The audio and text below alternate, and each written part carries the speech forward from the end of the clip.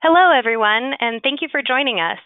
My name is Samantha Johnson, and I am the Assistant Director of Alumni Engagement at the University of Colorado Boulder's Leeds School of Business. Leeds is a top business school offering undergraduate, MBA, MS, and PhD programs, and has an alumni network of over 41,000 strong living and working around the world. We're excited to have Stacey Danheiser and Simon Kelly presenting on 7 reasons why customer value is your secret weapon and how to start delivering it to your customers for today's webinar. A few housekeeping items before we begin. First, if you have any questions now or during the presentation that you would like to ask, please send those questions through your chat interface. I will monitor those questions as they are submitted, and they will be answered throughout the presentation.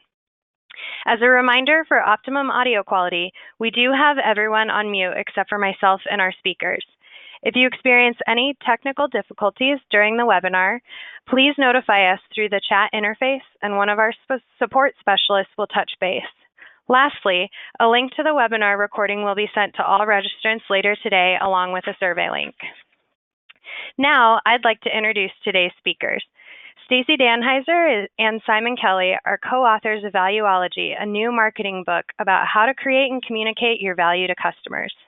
Please note you can download their full bios under handouts on your attendee panel.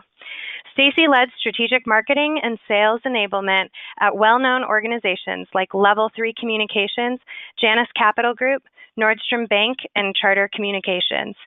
After 15 years in the corporate world, she decided to venture out on her own and is now president of Shake Marketing Group, a B2B marketing firm with clients in the telecommunications, financial services, and technology sectors. She lives in Denver, Colorado with her family. When she's not thinking about marketing, you can find her on her yoga mat, hanging out with her kids, or cooking up something new in the kitchen. Simon is a principal at Shake Marketing Group, senior lecturer in marketing and sales at and senior lecturer in marketing and sales at Sheffield Business School in the United Kingdom. A pracademic, Simon has over 30 years experience in the ICT industry in customer service, sales, and marketing. He was the marketing director for BT's major business division, where he was responsible for marketing to BT's top 2,000 business and government customers. Simon currently resides in the UK and in 2012 spent 2.5 years in Colorado, where he led value proposition development and ran North American marketing at Level 3 Communications. He was also a visiting lecturer at the Leeds School of Business for the International Telecoms Master's Program. Welcome, Stacey and Simon, and thank you both so much for being here.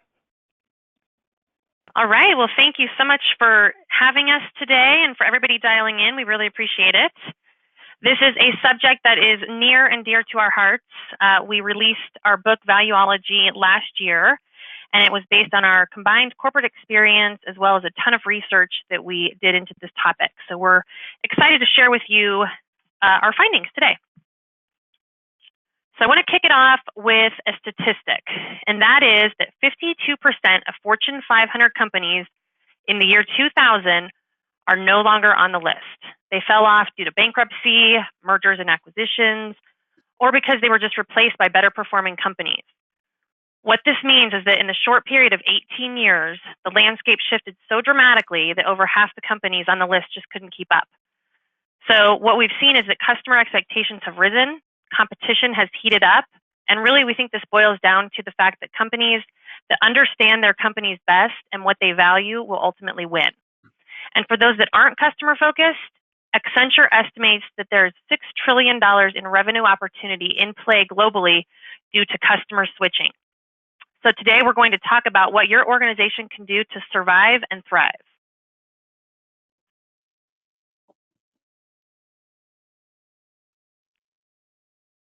Simon.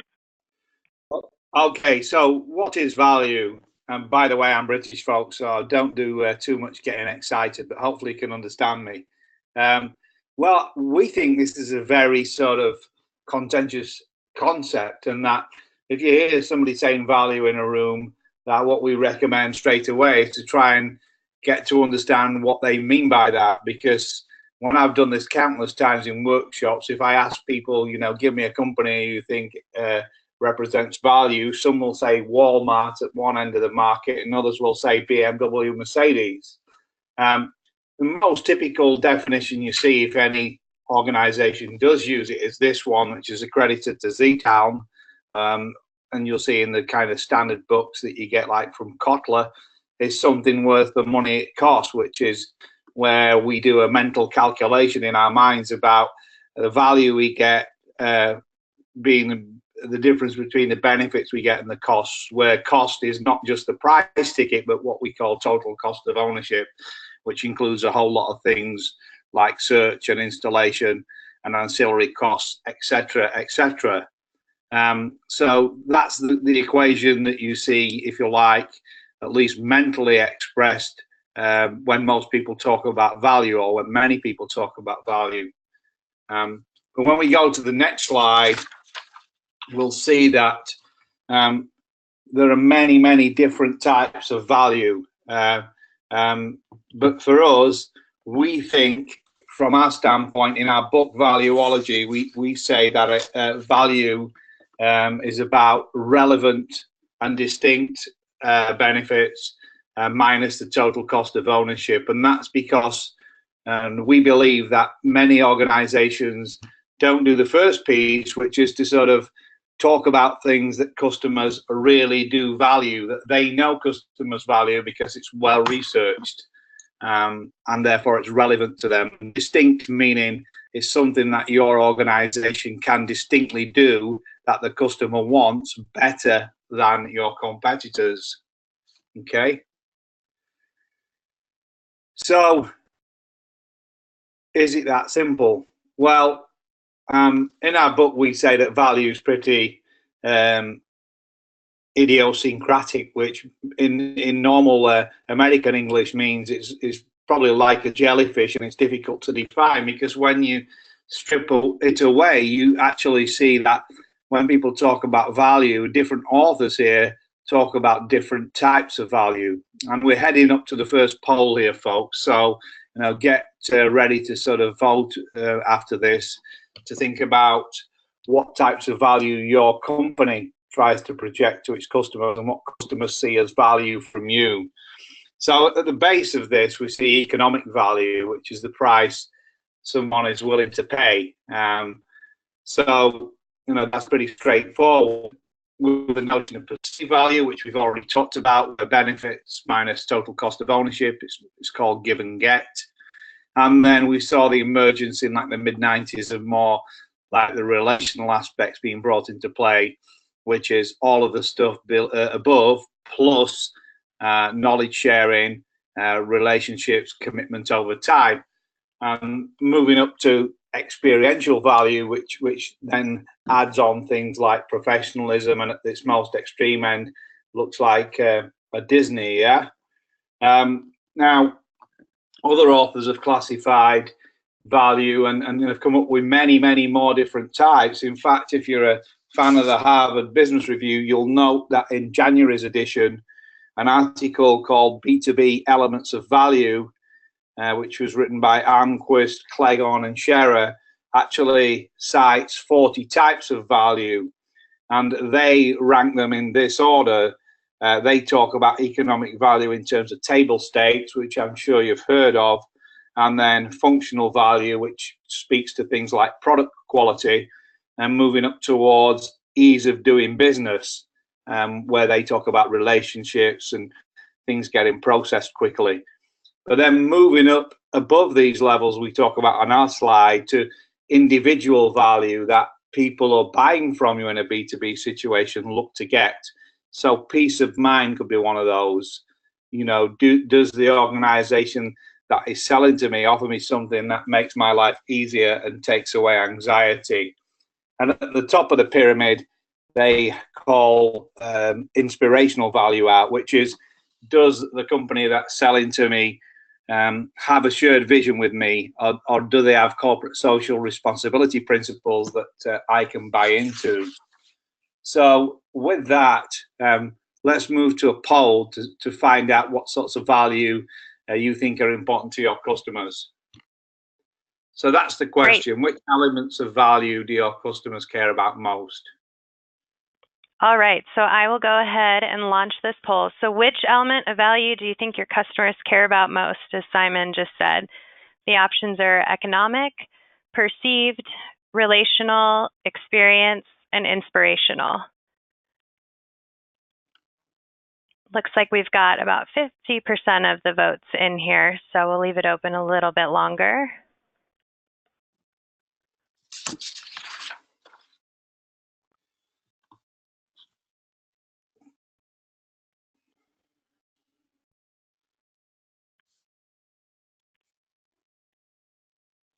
All right, and it looks like we have just about everyone who's responded, so I'll go ahead and close that poll and let's share the results. So Simon and Stacey, the results are for economic, 24%, perceived, 28%, relational, 12%, experience, 32%, and inspirational, 4%. I'll go ahead and hand it back to you.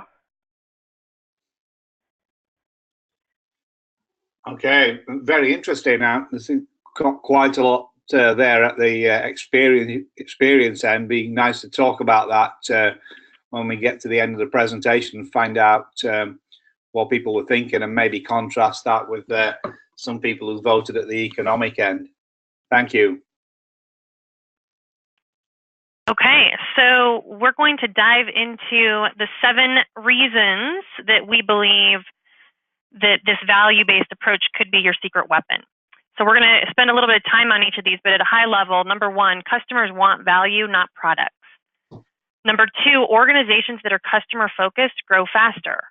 Number 3, to resonate with customers and stop wasting money. Number 4, customers are moving ahead without you. Number 5, which means marketing and sales need to be aligned. Number 6, to be more relevant, persuasive, and sell more. And number 7, it's not just about the sales, it's about service and experience, as we just talked about. So let's go through each of the reasons.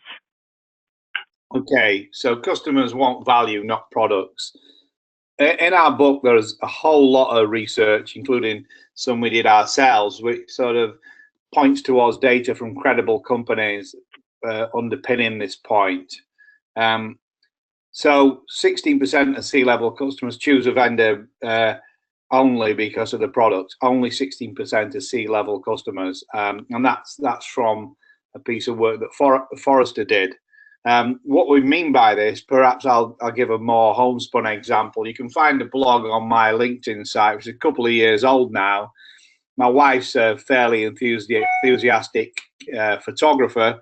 She went into a camera shop in New York, which we were clearly only there for a couple of days as tourists, wanting to buy a simple point-and-click camera.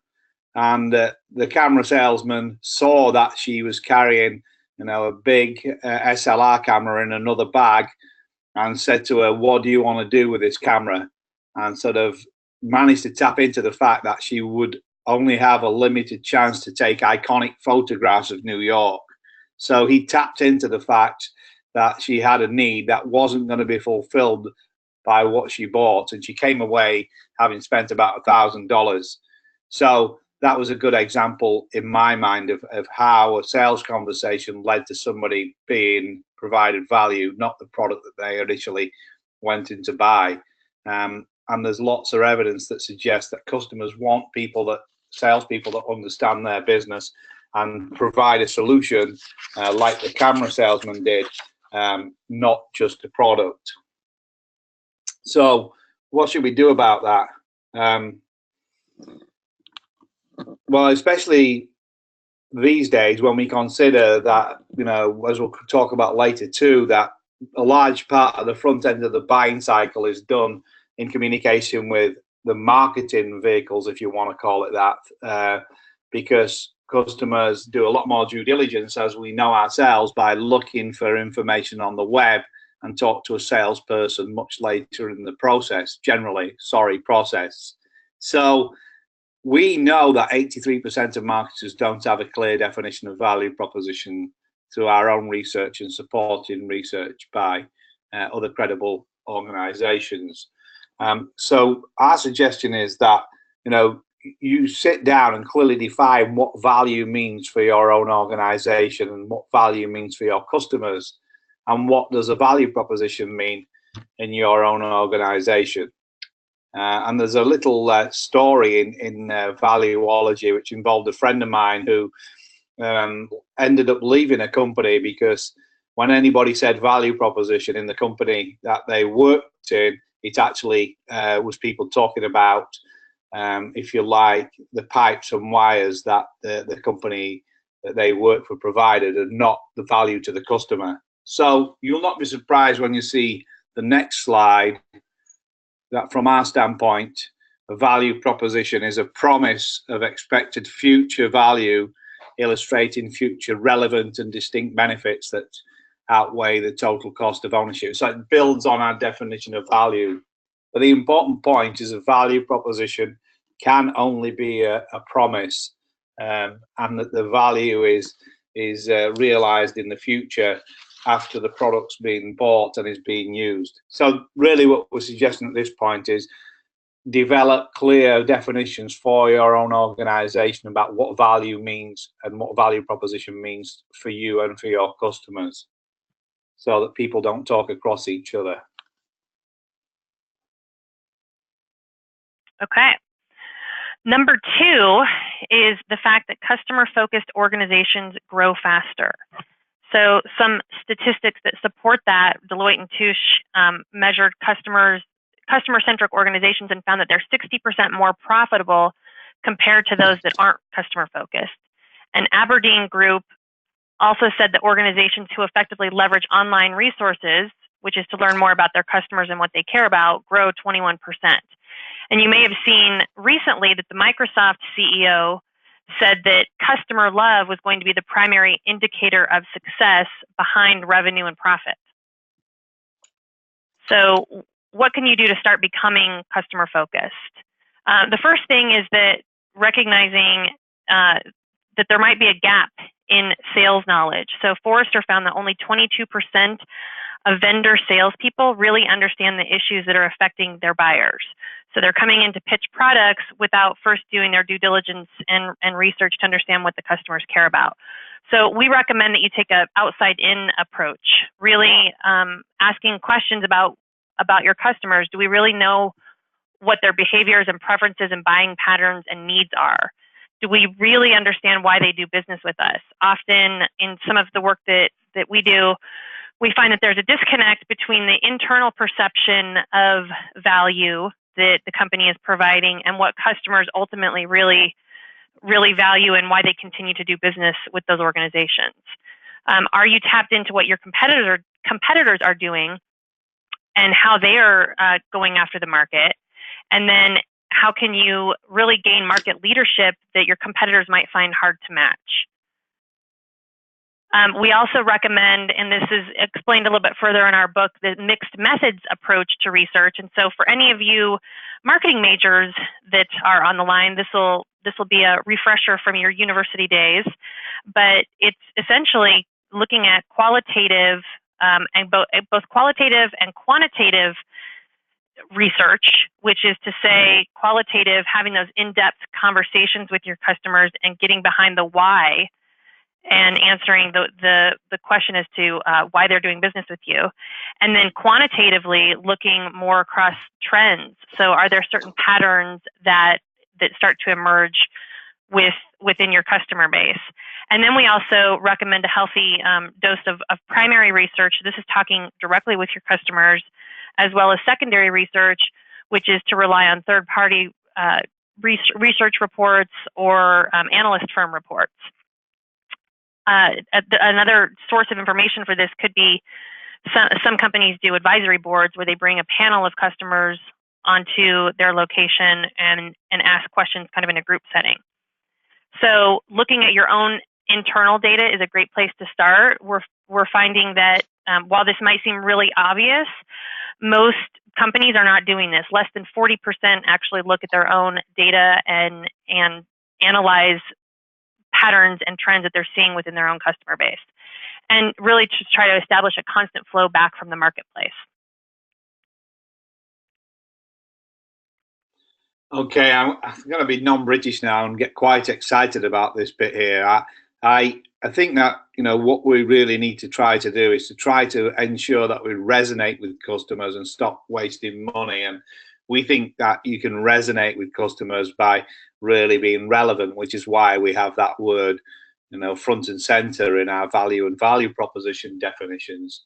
So what do we mean by that? Well, if we take a look at what's happening now, we estimate that B2B organizations are wasting about $958 million on ineffective marketing. And that's because typically, research by corporate executive board and companies like that say that, 60% of the sales cycle, the front 60%, is actually done, as I said earlier, in interaction with the marketing materials from companies. And at the same time, 94% of customers have said they've completely disengaged with companies because the content that they've been receiving is not relevant. But on the other side of this, 91% of those customers say that if they do see something that's relevant and resonates, they will pass the content on to their peers. So what we do recommend here is to start to develop themes. What we reckon you should do first is to look at your website and look at your sales presentations for meaningless claims like world-class, end-to-end, robust, the best. So we recently sent out a white paper to the top telecoms companies in the world. What we did is we scraped all of their websites, and we actually put it into a piece of software we have that analyzes that kind of output. And we sent this white paper out called the Sea of Sameness, because what we observed is that they were all making exactly the same claims on their websites, and they were things like world-class, robust. So following the work of Professor Sam Ham, who is really a leading light in this kind of communication, we think what you should do is what we call chunk up to value themes.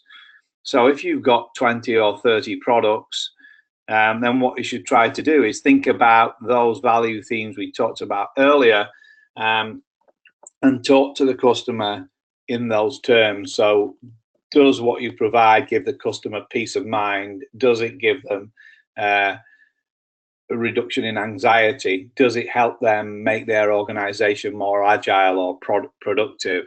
So chunking up to value themes is what we recommend and what we have seen work. And we've seen this work on a political front. I wouldn't like to remind anybody, but in the UK, during the Brexit campaign, the Brexiteers were using the phrase "take back control" the whole time as their campaign theme. And in another country, a bit more close to home, "Make America Great Again" was a resonating theme.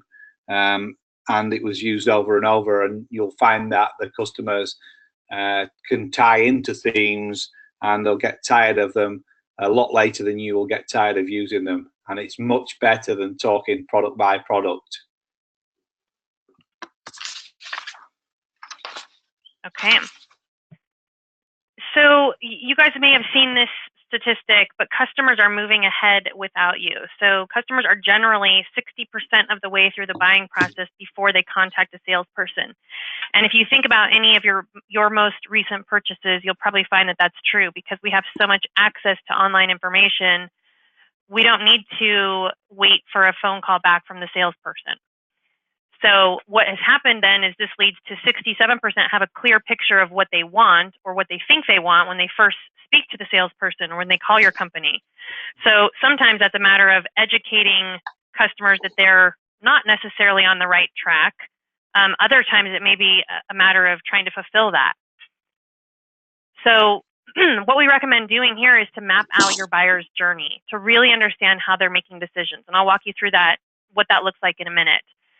And then what this leads to is identifying opportunities to have real dialogue along the journey, so that you're educating your customers no matter what stage that they're in, instead of waiting for them to call you to place an order.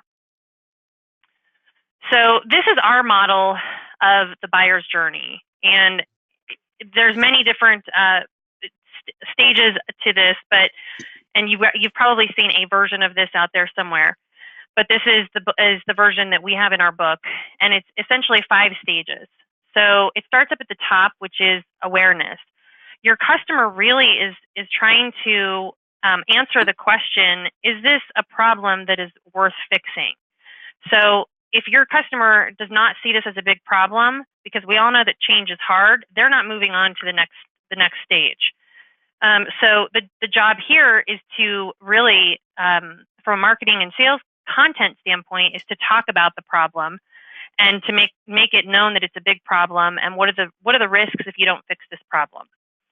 So step number 2 in this journey is education. Once somebody has made their mind up that, yep, this is a problem that's worth fixing, well, now I'm going to go look at my options to solve this problem. So I'm looking at possible scenarios and options that may exist that are not just a product comparison, but overall. So for example, if I have a laptop that needs to be replaced, and I'm looking at what are my options, I might look at other laptops, or I might start looking at tablets to think, well, can I just replace my laptop altogether to get something more portable? So during this stage, really your objective is to help the buyer shape their criteria. So the sooner that you can help paint the ideal picture for them, the more likely is that you can shape it in your favor. Number 3 in this journey is comparison. So this is where product comparison brochures and buyer's guides and that kind of thing come into play. So the question is, where am I going to get this solution from? So you want to really present your company and your solution and show how your solution will help them achieve their goals, and really enable your buyer to easily address any questions that they may have from their peers or other buyers that they have to convince within their organization. Now, I just want to point out that while this looks like a linear cycle and process, sometimes customers could get stuck at one of these stages. If they don't like what they found so far, then they may move back to education at this stage to start evaluating other scenarios. So this is where it's critical to have information out there and realize that it's not just all about your product features and product benefits, but how you're helping your customer to see that your product is the best solution. So the next step in this is purchase, which is relatively straightforward. This is when your customer has finally made a decision, hopefully to choose you, and then they move very quickly into the last stage here, which is confirm, which is they're looking to validate their selection. So most of us have buyer's remorse very quickly after we make a decision, and so you want them to feel good about the purchase, have a very seamless onboarding process, and really continuous education for how to get the most out of your solutions. We see this a lot with software solutions. If a customer is making a decision to use a software, they're going to use a very small percentage of those features when they first get the software. And over time, if you're not educating them on how to get the maximum benefit from the software, they'll eventually close down their subscription because they won't be getting the full value out of it.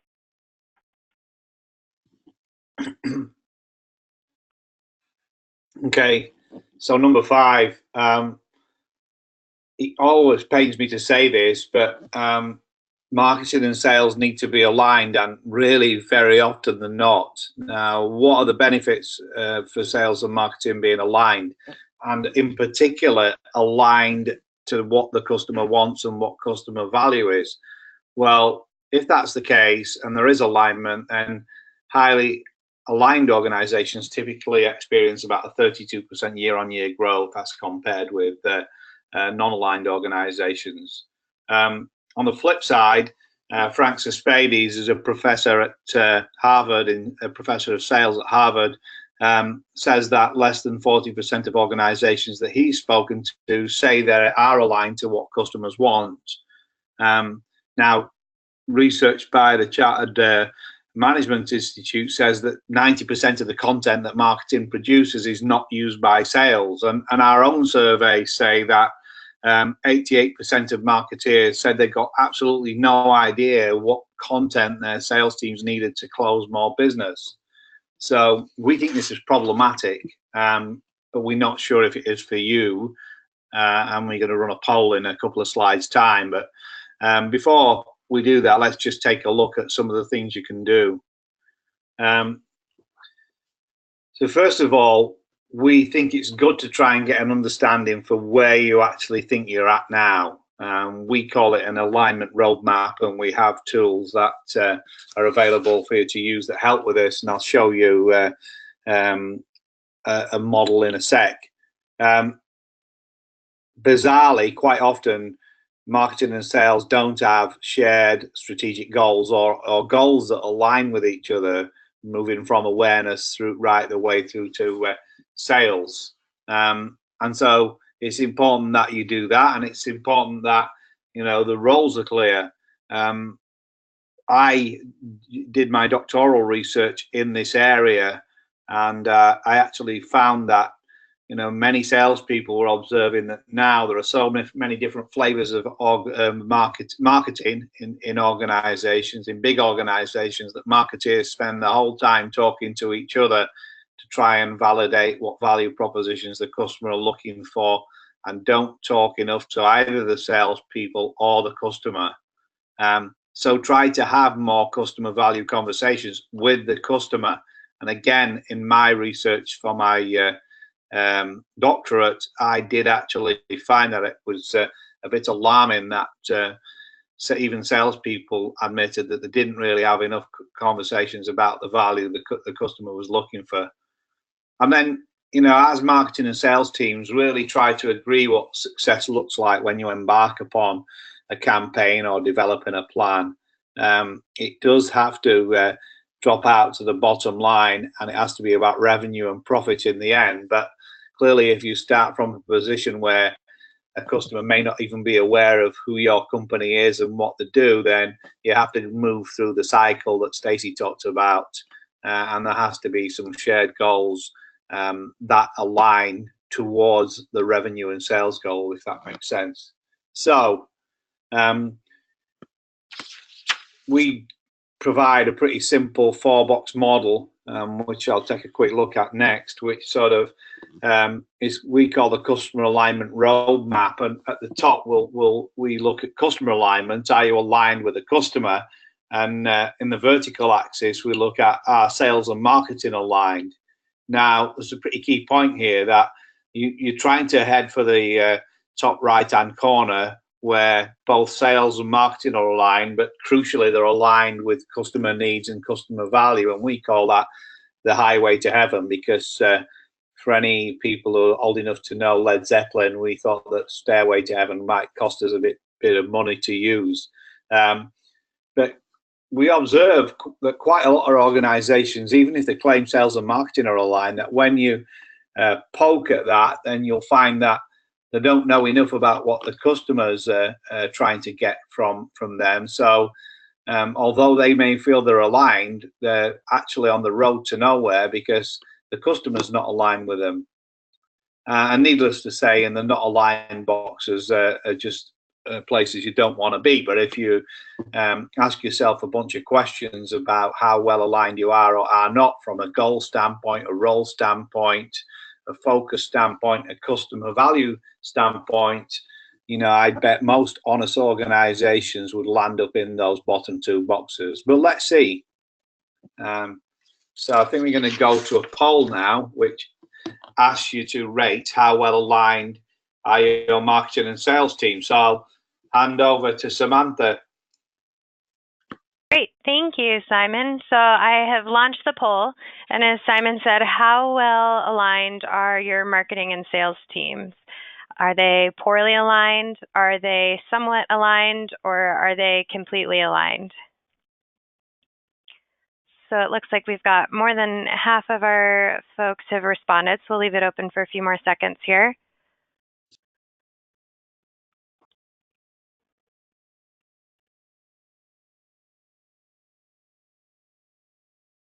All right, and thank you all for your responses. I'll go ahead and close the poll, and let's see the results.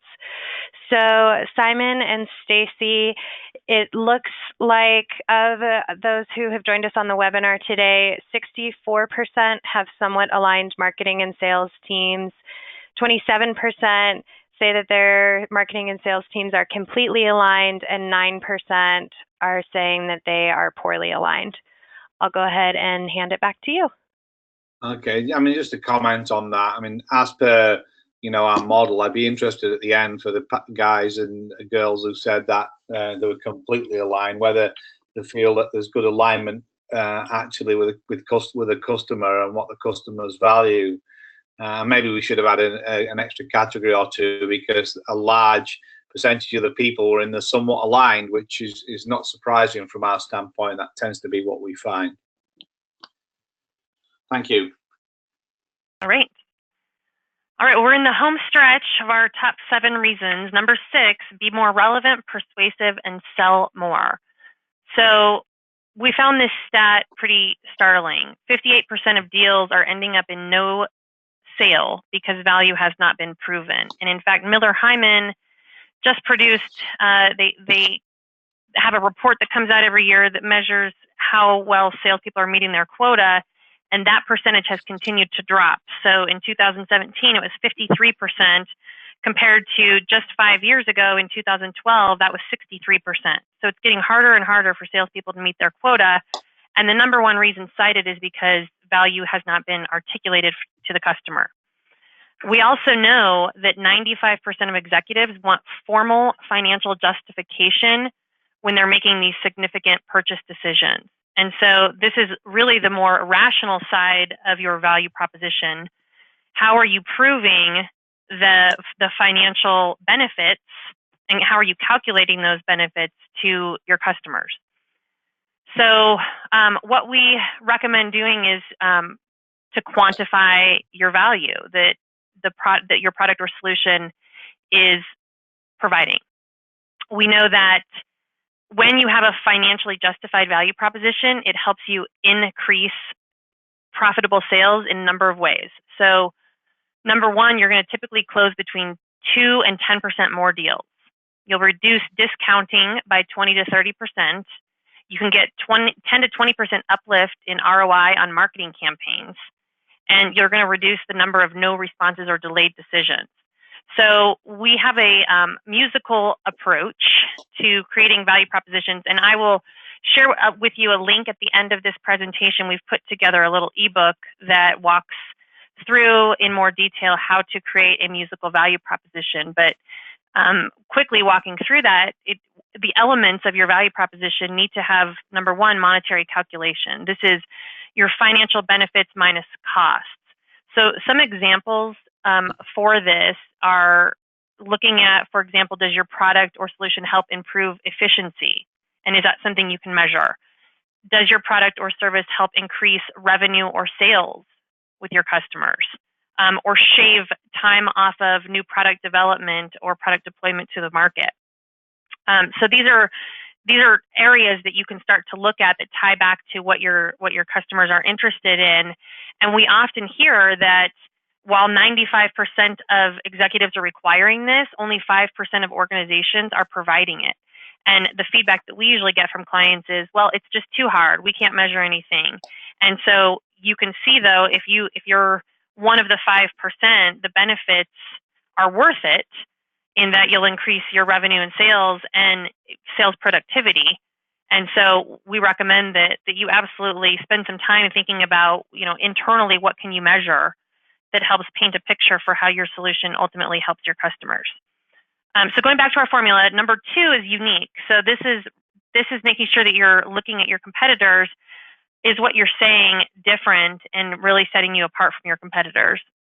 3 is spend. So this is how much the customer is prepared to pay. Impact, which is how your solution will positively impact the customer. Capability, this is essentially what you can do for the customer to make this impact. And then finally, as Simon just walked through, is it aligned to the key needs of the customer?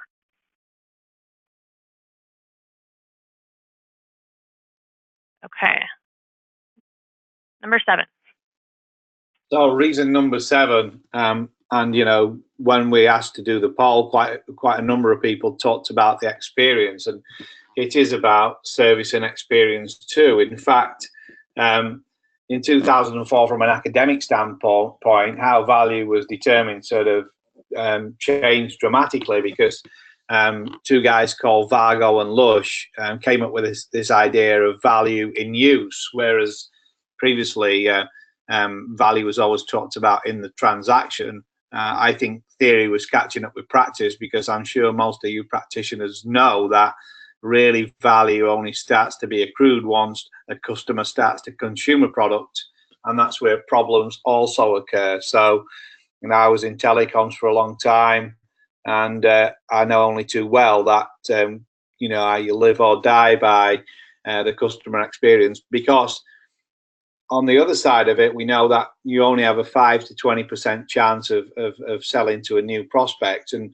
the whole, for marketing majors on here, the whole relationship marketing movement started in the 90s, because too much of a fixation was being paid to selling to new prospects and marketing to new prospects, because you've got more like a 70% chance of selling to an existing customer. And we all know the numbers, or have seen different research.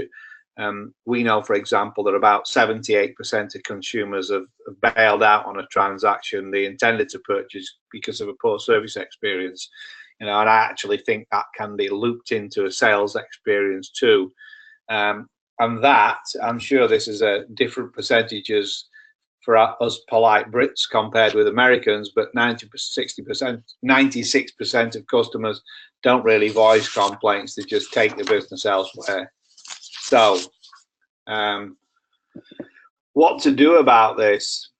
So we actually think that, and through our research has proven, my doctoral research actually proved that nobody really does what they ought to be doing, which is to follow up with a customer to check whether the value that's been promised has been delivered. Now, that the simple example here is, did the umbrella actually stop you from getting wet? And this is different from measuring satisfaction. I know many organizations measure satisfaction to death. That is, we sold you this. Did we install it all right? Were you happy with the installation? Are you happy with the way it's being maintained? That is not monitoring value. What we're recommending here is that if in your value proposition you said the thing we intend to sell you will increase your workers' productivity by 20%, or it will improve your bottom line by X dollars, then that's what you review with your customer, because that's value in use. And of course, the benefits of that is it keeps the conversation going. If you have delivered, that's all kudos to you. If you haven't delivered, quite often it's because the customer's not done something at their end to implement what it is they need to do to accrue the value. So what you have to do these days is have a truly integrated approach, both online and offline, that goes through the whole marketing and sales cycle, which integrates, if you like, your messaging from what you're saying at a top level to your broadcast customers through your web channels, etc., and what you say in a conversation, on a one-to-one conversation with a sales prospect. Okay, so Stacey, it's over to you to wrap, I think. Yes, so we know that was a very quick crash course in creating value and value propositions, which is why we have some additional tools here. The first is an ebook that you can download by going to that website. It's called Rock Your Customer's World, and as I mentioned, it takes you through that musical value proposition approach and gives you some real questions to consider and some worksheets to fill out to help you get to a differentiated value proposition. And then secondly, there's a link here to learn more about our book, which is also available on Amazon, and obviously has a lot more in-depth examples and different frameworks if you are compelled to spend some time reading it. So with that, I think we want to open it up for some questions. Wonderful. Thank you both, Stacey and Simon. And as a reminder to everyone, you can submit those questions through your chat interface in your attendee panel. So we do have a question about the buyer's journey, going back to that area. The model that you showed, is that for B2B only, or would you consider using that model for consumer-driven as well? Yeah, so that's a good question. The model is the same. It's just a matter of how long people spend in each stage. So, for example, if I'm going to buy a jug of milk, I might quickly think, okay, well, do I want to get cow's milk or almond milk? Okay, well, I decided on almond milk. Well, now do I want to get this brand or this brand? And I'm going to make my decision based on, potentially I'm going to look at the ingredients. I might look at the price. There's other factors that go into that. The difference is that I am making that decision very quickly in the consumer example. It's a $3 or $4 purchase as compared to a B2B purchase, which might be $30,000 or $40,000, and I'll spend a little bit more time evaluating what my different options are. Sure, thank you. Appreciate that. And another question has come in here. So going back to the discussion or the information around removing meaningless claims, what would you both recommend for language or different phrases to use, or shells of language or phrases to use that would resonate with customers and reflect a high quality product in order to stand out against competitors? Okay, there's I'm not that great at blogging regularly, but if somebody wants to ask that question, if they jump on my LinkedIn site, they'll see that I had a blog argument with a guy from Corporate Visions who was chastising organizations for using those meaningless phrases. And the point I made and I'm making now in answer to that question is, you really need to understand what elements of value that your customer is looking for, and you need to leave wiggle room and use themes that when your sales guys then get out to have conversations, they can play off. Yeah. So, for example, agility is a phrase which is used quite a lot these days, but when I first used that way back in the day when I worked for BT, we said we can help your organization be more agile, and then on the website, and then in the customer conversations, the sales guys could play off that. So we think they're largely determined by what you find is relevant to your customer and said in a way that helps you stand out. But it has to be very customer centric is point number one, and it has to be distinct and something that you can genuinely deliver, if that helps.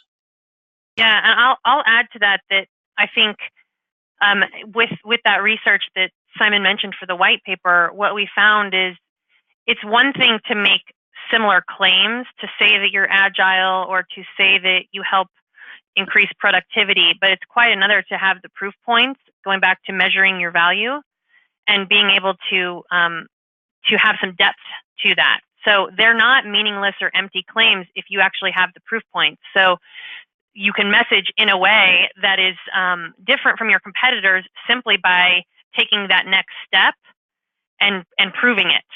I think a lot of, especially what's happening in telecom and technology, is that customers are becoming numb to certain terms. They start disregarding them because everybody's saying them.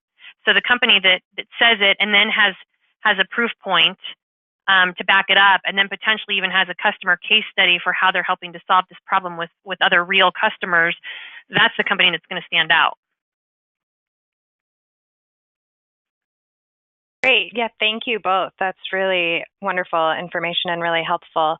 So I have a question for everyone on the webinar joining us today, and this goes back to the poll. For those who responded that experience was a top value to deliver, why was that the choice? And where are you working currently, in what industry?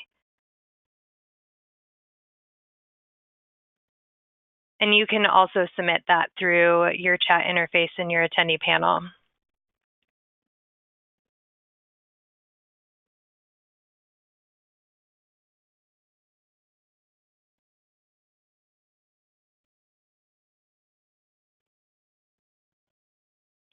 give it a few seconds here for some folks to respond.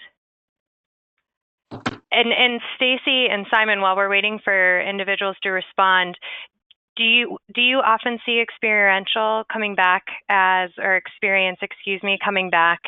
top value to deliver? It varies. I mean, I think yes, and why I'd be interested in what people have said. I do think then the question becomes, okay, but what does that experience mean, and what is it that you can uniquely provide to deliver an experience that a customer's looking for, that's again different and better for your customer. So that's what I was interested in. I do think, I observe that lots of organizations use this, we're going to compete on service and we're going to compete on the experience, and when you try to push at that, they can't often articulate what that means. Yeah, I think that's exactly what I was going to say, that organizations that are selling a commodity type product recognize and realize that there's got to be a different way to compete. And so there's been a trend that goes to customer experience, but I think we're seeing that it's hard to articulate what that might be, and then how do you go back and measure that experience that you're providing? It has to be beyond just the customer satisfaction metrics that many of those organizations are measuring today, and beyond, and into something that's a little bit more sticky. Yeah, absolutely. So it looks like of those who selected experience, we have a wellness product that is tangible, but the satisfaction is based on how the product does for the customer, and how they're using it and how well they like it. Another one is camp for middle school kids, and so with that, experience is everything. And then also another industry is advertising and marketing. Right, good. Yeah, a couple of those sound really good fun. Yeah, right? So just to ask one more, I'm interested in those who selected economic as a value, and why.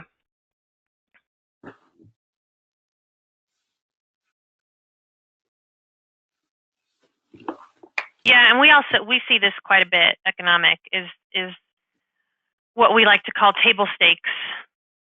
This is the functional benefit that somebody gets from using your product, and then the price of the product. And so a lot of decisions that customers are making, they take the economic factors into play when they're making that decision. But then when you maybe dive deeper, is that the sole reason they're making the decision? Was solely on price, or solely for that functional benefit?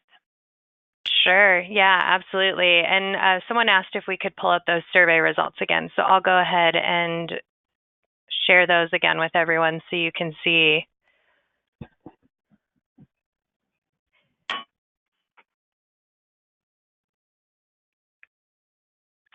Yeah, so it looks like 1 in 4 people said economic, and and probably some of the people that said perceived, that there's going to be some level of economic buried in that too. So it's interesting to know why people pick that, and what specifically they meant by that economic.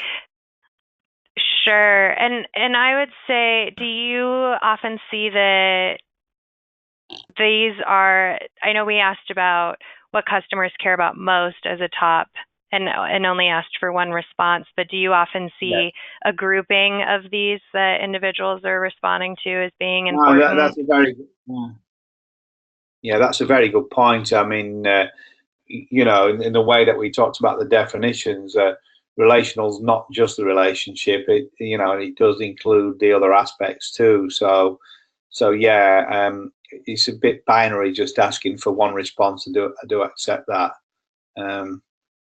But just interested that if anybody did pick economic, why?